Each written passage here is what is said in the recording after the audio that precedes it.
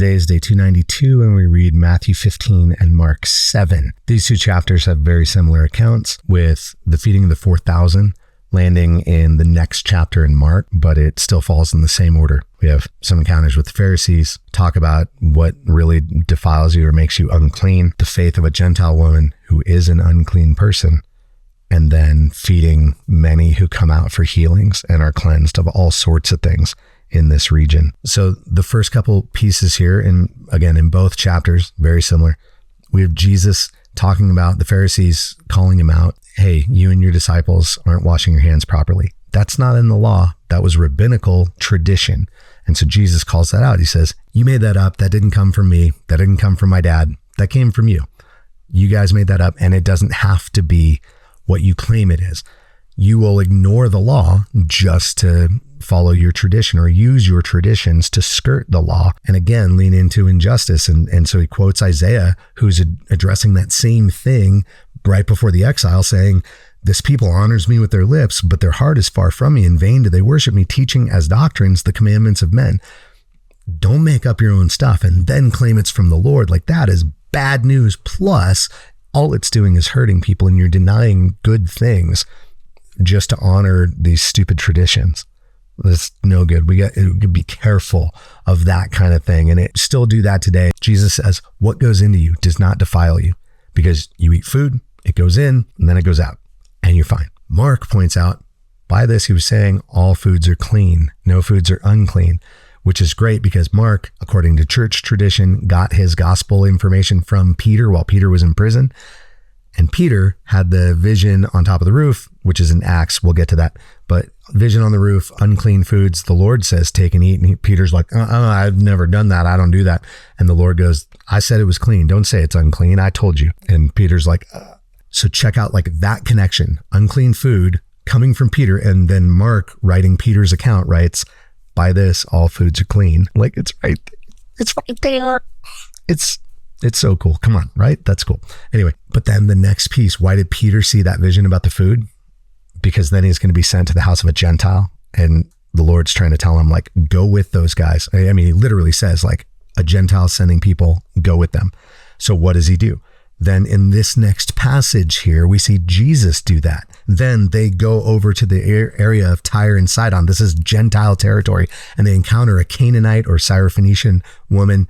Same thing. South from Alabama, same deal. They encounter this woman, her daughter is demon possessed, and Jesus is ignoring her. Why is Jesus ignoring her? Probably to set up the confrontation to get the disciples to out themselves as still hanging on to all these racial prejudices. So they're like, send her away. She's bugging us because she keeps wanting you to heal her. And Jesus goes, oh yeah, I'm only sent here for the people of God, right? I'm not here for them. But why are they in that region then? Why did Jesus take them into that region? So that he could bash foreigners? No, that's ridiculous.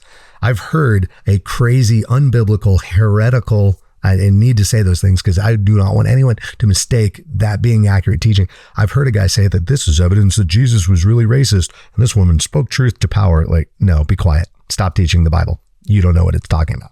If that's what you take from this, you've grossly misunderstood it. If you have taught other people that, you are a false teacher. That's not what's happening here.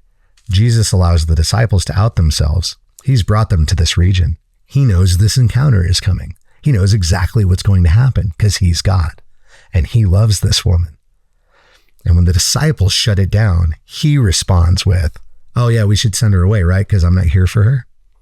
And she goes, Lord, please help me. And he goes, but I'm here for the children of Israel, and you don't take the children's food and give it to the dogs, which is probably what the disciples were saying about her when they're like, send this dog away. And Jesus says that to her, and she goes, but even the dog eats the scraps from under the table, the crumbs that fall. And Jesus goes, look at this faith. Yes, your request is granted. Look at the faith she's got, guys. That's the thing. Have the faith to come to Jesus. And so he goes from there and he heals so many more. And there's such a big crowd that now in this Gentile region, like think about too, like the feeding of the 5,000, he's in Israelite territory. The feeding of the 4,000 that happens here, he's in Gentile territory. It doesn't say that he goes back over. It just says they're walking beside the Sea of Galilee, which is where Tyre and Sidon are, but they're on the other side.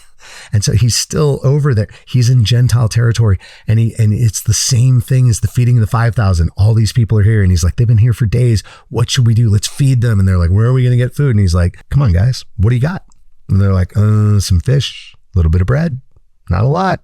He's like, you think it works differently with these people? Let's go. Hands it out. 4,000 men, not counting women and children. Again, we're looking at up to, or maybe even beyond 20,000 at that point, at least 12, 16,000 easy. This immense faith, this Gentile woman that comes and asks, I'm telling you that the context here and the whole account of who Jesus is, the character of Christ, and the missing it of the disciples over and over, I'm telling you that Jesus is using these responses as a mirror to hold up, like, look how you're being. Why did we come over here? Look at her faith.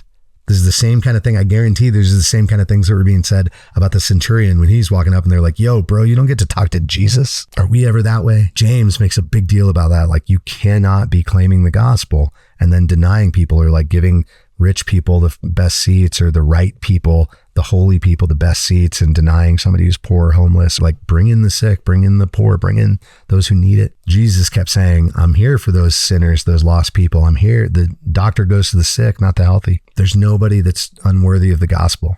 And I should never be the one to prevent them from hearing the gospel. I don't want to be the person who's holding them back from Jesus.